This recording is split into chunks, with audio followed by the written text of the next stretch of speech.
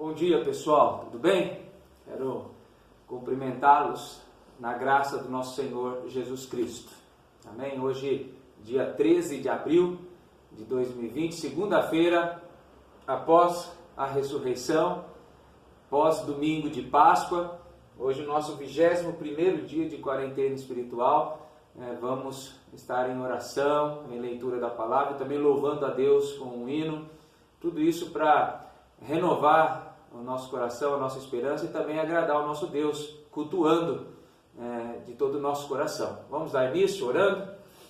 Senhor, prepara as nossas vidas nesse momento para o estudo da Tua Palavra, falando poderosamente aos nossos corações, diante daquilo que nós leremos, a fim de que o Teu Santo Espírito cumpra os Teus propósitos nas nossas vidas e saiamos mais uma vez renovados depois desse estudo, revigorados na graça e na fé que o Senhor tem nos dado. Conduz os nossos corações, as nossas mentes agora diante do Senhor. Nós rogamos no nome de Jesus. Amém. Amém. Como foi a sua Páscoa? Pensa um pouquinho. Como é que foi o seu domingo de Páscoa? Obviamente eu não estou me referindo à forma com que você vivenciou esse dia, tá? Não estou me referindo ao que você almoçou nesse domingo de Páscoa, com quem você esteve. Possivelmente nós todos estivemos mais isolados do que juntos, né? Mas não é sobre isso que eu estou perguntando quando eu digo como foi a sua Páscoa. Não quero saber também, não é o meu desejo descobrir se você pôde ligar para alguém e desejar uma feliz Páscoa. Não é nesse sentido que eu quero perguntar, muito menos se você recebeu o seu ovo de chocolate tão esperado, né? Daquela marca que você queria. Não é sobre isso que eu estou dizendo quando eu pergunto como foi a sua Páscoa. Minha pergunta é especificamente espiritual. Como a mensagem dessa data comemorativa mudou ou renovou o seu coração, a sua mente? Porque é possível que nós tenhamos passado por mais uma celebração de Páscoa, depois de termos ouvido tantas mensagens bíblicas verdadeiras e preciosas para nós, e ainda assim, no dia seguinte à Páscoa, hoje, numa segunda-feira, simplesmente nos esquecermos e não nos valermos mais de todo o ensinamento, de todo o aprendizado que nós tivemos estudando a Bíblia durante todos esses dias, na perspectiva verdadeira do que é a Páscoa, né? Então, você deve ter ouvido, e se esteve conosco aqui durante essa semana, sobre o verdadeiro sentido da Páscoa, que é a passagem, né? A passagem da morte para a vida do nosso Senhor Jesus, nos libertando das cadeias do pecado e nos conduzindo para um reino de luz. Você também, se esteve conosco ou em outro canal, pode ter ouvido essa semana que essa comemoração tem a ver com aquela passagem lá de Êxodo, principalmente capítulo 12, onde é predito, ou foi predito simbolicamente naquela ocasião, referente a essa passagem do Cordeiro Santo de Deus nos libertando. Lá atrás, eles teriam que marcar as portas das suas casas com o sangue do animal sacrificial de um cordeiro, e ali seriam poupados da morte, teriam vida, seriam libertados do império egípcio, que oprimia o povo hebreu, chamado de povo de Deus naquela época. Por fim, você também deve ter ouvido, nesses dias que antecederam a Páscoa, que a ressurreição, obviamente, sugere a morte de alguém. Para alguém ressurgir, teve que morrer. Mas a morte de um homem perfeito, porque a humanidade estava totalmente corrompida, depravada em seu coração, em sua mente, e deveria haver um homem perfeito para pagar essa dívida, cancelar essa dívida, mas não havia um homem sequer na terra perfeito ou puro. Então, o Senhor Deus se fez homem, se encarnou e como um homem perfeito pagou a dívida, encravou os nossos pecados lá na cruz, aqueles que nos condenavam. Pudemos então estudar juntos, na semana passada, as 7 palavras da cruz, ou as expressões, frases que Jesus amorosamente proferiu a nós, enquanto estava morrendo, ou ofertando o seu corpo ao Pai, entregando ali o seu corpo ao Pai em nosso favor. E ontem, especificamente no domingo, você pôde estar, espero que pôde estar assistindo ou ouvindo, seja por vídeo, gravação, online, algum culto específico sobre ressurreição, e com mensagem de vida, de esperança, de alegria, de renovo para o seu coração. Então veja, nós estamos tratando tudo isso a semana inteira. E pode ser que hoje, segunda-feira, tudo fique para trás, tudo fique esquecido. Porque nós podemos voltar os nossos corações aos nossos problemas pessoais, às nossas crises existenciais, aos desdobramentos aí da pandemia que ainda assombra muitas pessoas, mesmo crendo na soberania de Deus, no cuidado de Deus. Enfim, como foi a sua Páscoa? Será que ela vai ser como outras, onde foi tudo bonito e mexeu com o seu coração, porque falou alguma verdade que você inclusive compreendeu, mas vai ficar para trás? Não vai haver mudança? Não vai haver realmente renovação da vida? Então, eu gostaria de mostrar nessa semana que se inicia hoje, segunda-feira, a diferença que Jesus faz na vida daqueles com o qual ele se encontra após a ressurreição. Existem mensagens nos evangelhos, Mateus, Marcos, Lucas e João, sobre a vida após a ressurreição de Jesus, como se comportaram nos dias seguintes, naqueles primeiros dias antes de Jesus ser assunto aos céus. Atos, capítulo 1, versículo 3, diz que Jesus permaneceu depois de ressurreto por 40 dias sobre a terra. O que aconteceu nesses dias? Como ele se identificou e se apresentou às pessoas? Como ele se encontrou com elas para mudar a história daquelas vidas? Então, eu gostaria de tratar com vocês nessa semana que se inicia hoje sobre o encontro de Jesus com algumas pessoas. Vou tentar abordar todas, começando por uma hoje, mas tentar durante a semana abordar todas as pessoas com as quais Jesus se encontrou. E esse encontro mudou realmente a história da vida delas. O encontro de Jesus pós-ressurreição. É o que nós estamos vivenciando agora. Pós a celebração da ressurreição e agora. Eu te convido, biblicamente, espiritualmente, a ter um encontro com Jesus, por exemplo, como teve Maria Madalena. Então, Marcos, capítulo 16, versículo 9, nos informa que Maria Madalena, que não era aquela prostituta que Jesus cuidou, daqueles homens que queriam apedrejá-la, a Bíblia ali não fala que era Maria Madalena, né? Algumas pessoas querem trazer sobre ela esse fardo, nós não sabemos quem era aquela mulher. Maria Madalena não teve, como alguns falsos profetas e ímpios querem colocar, algum relacionamento com Jesus, amoroso. Longe disso, a Bíblia descarta completamente essa possibilidade. Maria Madalena foi aquela que a Bíblia diz especificamente sobre ela, que ela teve 7 espíritos imundos, que ela foi tomada pelos demônios. Só isso que a caracteriza, né? E Madalena porque era da cidade de Magdala, por isso Maria Madalena. A Bíblia nos informa então em Marcos 16, 9, que essa mulher foi a primeira a ter um encontro com Jesus pós-ressurreição.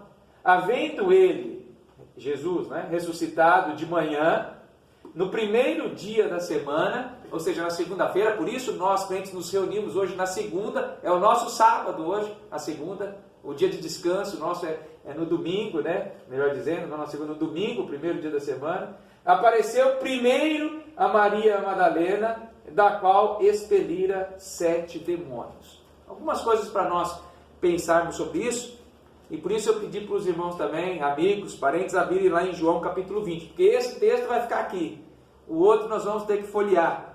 Anunciar a libertação definitiva ou consumada, primeiramente, a uma mulher que havia vivido anos cativa, prisioneira da escravidão do pecado, já seria algo maravilhoso.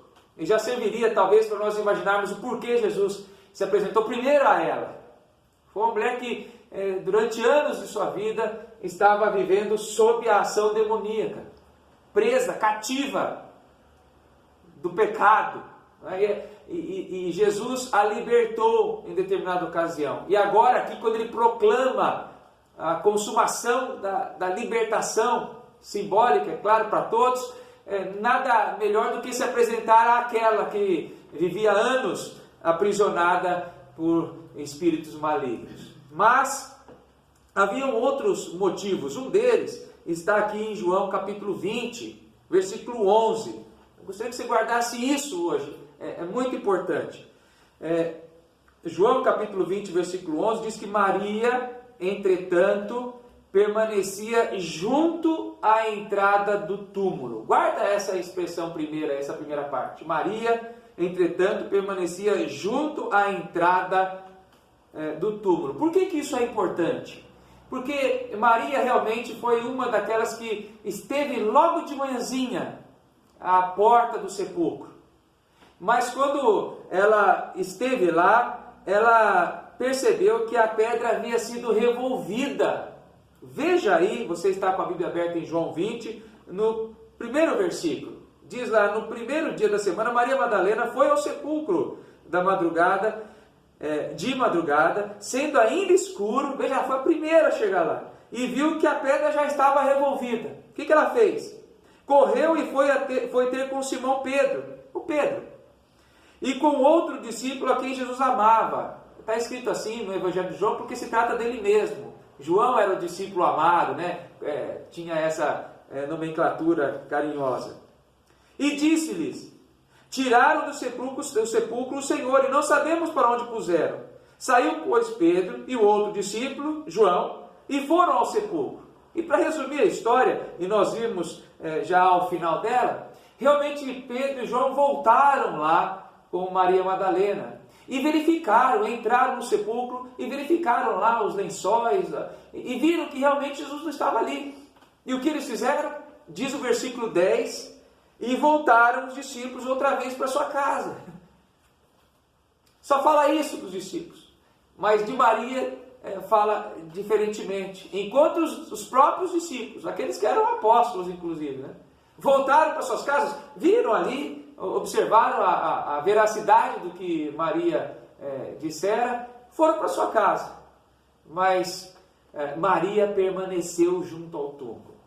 Né? Maria permaneceu junto ao túmulo. Ela não voltou, ela ficou ali. Portanto, fica aqui uma lição para você que quer tanto ter um encontro singular, pessoal, diferenciado, sobrenatural com Jesus. É preciso permanecer mais. É preciso ficar mais, esperando por Ele, porque Ele vai até a sua presença. Jesus iria chegar lá, nós sabemos disso, o texto nos mostra. Enquanto outros foram para suas casas, Maria permaneceu lá. Por isso ela teve um encontro primeiro. Foi o primeiro encontro, diz Marcos 16, apareceu primeiro a Maria Madalena. Que grande honra para alguém que permanece ali perante a sua esperança, esperando pelo Senhor, aguardando pelo Senhor. Maria, além disso, Maria não hesitou em obedecer Jesus. Depois que ela teve um encontro com o Senhor pessoal, maravilhoso aqui entre os versículos 11 e 18, diz no final que Jesus recomendou a ela que ela contasse aos outros discípulos, aos apóstolos, que ele estava vivo. E ela não hesitou em obedecer e foi divulgar a ressurreição de Jesus. Veja, então não foi só porque ela havia vivido tantos anos aprisionada, no cativeiro do pecado sob a ação maligna. Também por isso. Senão o texto não nos daria esse detalhe, que ela havia ficado, Jesus expelira 7 demônios dela. Se tem essa explicação, é porque ela faz sentido. Mas também porque ela permaneceu. Enquanto outros voltaram, ela permaneceu. Nós precisamos permanecer mais. E permanecer não é tão fácil. Permanecer em oração, permanecer cultuando, permanecer buscando. Isso é difícil. Terceiro, ela não hesitou, foi obediente a Jesus. Jesus sabia que ela seria obediente, se apresenta a ela em primeiro lugar, porque havia significados, propósitos a serem cumpridos através da vida dessa mulher. Eu quero concluir dizendo o seguinte: talvez você esteja ouvindo tudo isso e ainda esteja, quem sabe, um pouco confuso, né? Você que ainda não conheceu a Jesus. E eu te digo para você não se preocupar, porque se você ler os versículos 11 a 18 do capítulo 20 de João, você vai perceber que Maria também ficou confusa. A ressurreição de Jesus, por mais que era esperada e aguardada, a ressurreição era algo incomum. Não era assim, todo dia ressurgia alguém dos mortos. Então ela também fica perplexa ali, sem entender direito o que está acontecendo. O texto diz que ela ouviu alguém dizer alguma coisa, pensou ser o jardineiro. Mas guarde isso. Quando Jesus a chama pelo nome, está aí no versículo 16, disse-lhe Jesus, depois que ela pensou que fosse um jardineiro que estivesse falando alguma coisa ali, diz o versículo 16, disse-lhe Jesus, Maria.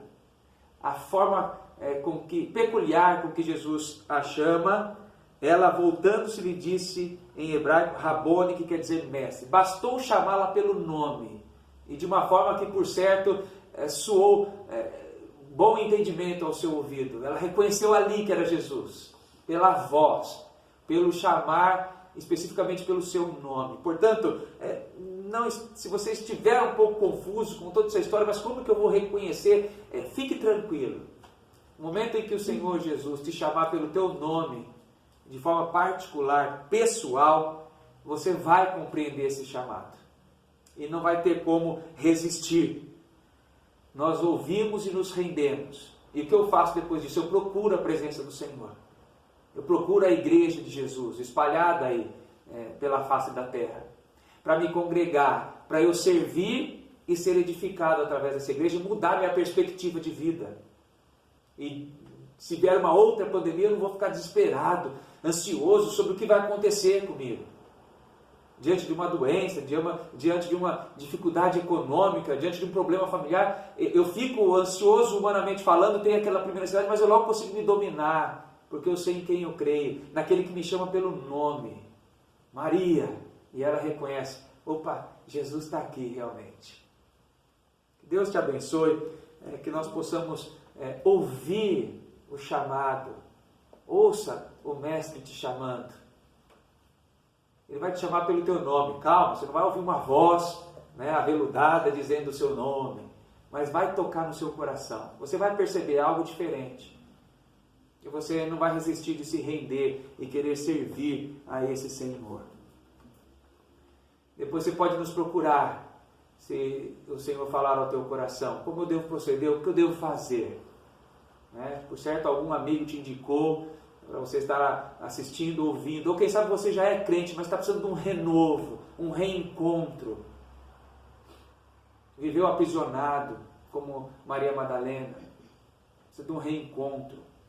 Permaneça ali junto, esperando, aguardando, e não hesite em ser obediente à voz do Mestre. Há um hino nos nossos hinários, 201, que nós gostaríamos de cantar com vocês.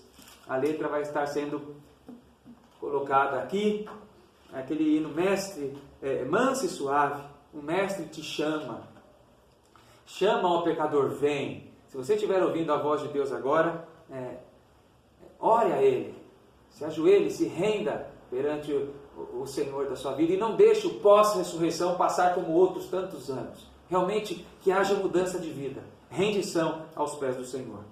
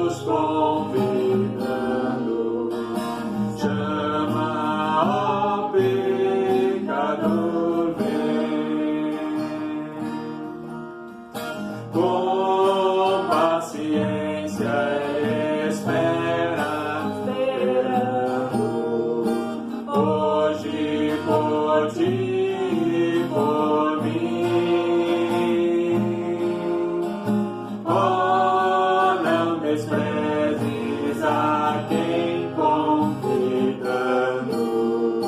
convidaste a mim. Vem já,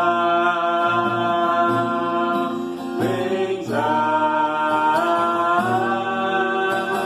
alma cansada, vem já.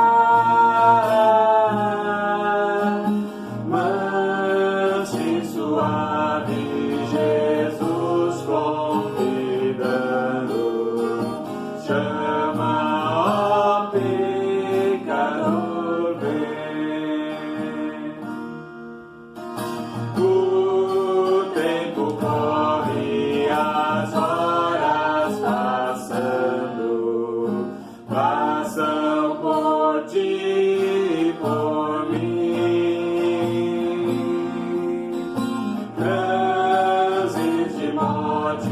Por fim vão chegando, chegam a ti e a mim. Vem já, vem já, alma cansada, vem já.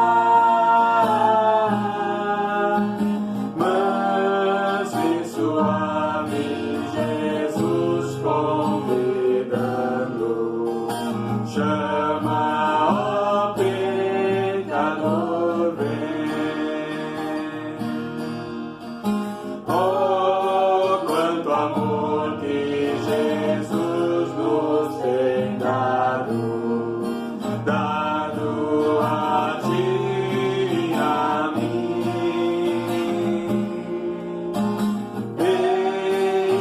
Foi morto, foi crucificado,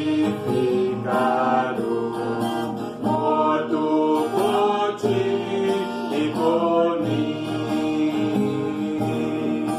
Vem já, vem já, alma cansada, vem já.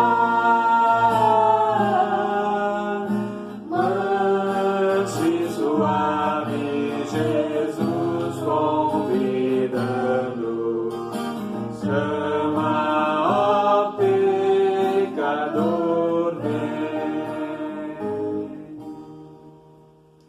Senhor, nós nos colocamos diante de Ti para Te louvar e Te agradecer por tudo que o Senhor tem feito por nós, ó Deus. Porque ontem, ó Pai, nós comemoramos, ó Pai, a ressurreição de Cristo, ó Pai. E porque nós podemos, ó Pai, a cada momento estar diante da Tua presença, ó Deus, por conta desse sacrifício do Senhor, ó Pai, porque o Senhor vive está, ó Pai. Somos gratos, ó Deus, pelo Teu sacrifício por nós, ó Pai, e agradecemos porque um dia estaremos com o Senhor, ó Pai. Em especial, Pai, nesse dia nós Te agradecemos pela vida da Grace, da Ângela, do Seu Francisco, ó Pai, que comemoram mais um ano de vida. Que o Senhor derrame sobre eles, ó Pai, das Tuas bênçãos, ó Deus, para que eles possam sentir, ó Deus, o Teu amor, ó Deus, o Teu cuidado, ó Pai. Cuida da Tua igreja, ó Pai. Fortalece os nossos corações, ó Pai. Perdoa os nossos pecados em nome de Jesus. Amém. Amém. Deus abençoe a todos.